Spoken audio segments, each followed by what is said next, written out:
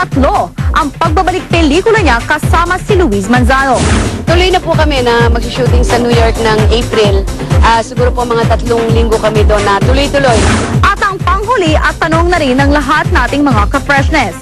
Tatakbo nga ba siyang Vice President sa 2010? Wala po akong iniisip na national position as of this time. I'm not even entertaining it. Miss Gretchen Barreto, naiyak sa huling episode ng You and Me Against the World. Sa lahat po ng mga contestants, sa lahat po ng tumangkilik, maraming salamat.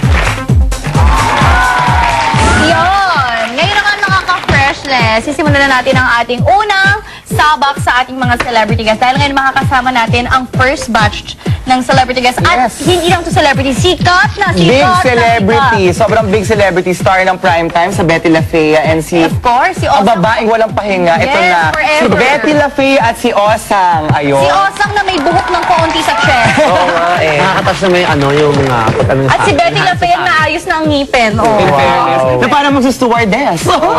Parang ano eh. O, basta naman kayo? That's spray net. Ikaw, kamusta ka na? Okay lang. Masaya naman. Oo nga Walang eh. Diyos. Ito may unang tanong ako, nakakatulong ba yung pag-impersonate nyo sa inyong sa inyong career? Talaga bang nakakatulong yun? Or mas maganda kung, alam mo yun, parang sina chocolate na walang ginagaya? Ako, Osang. Okay.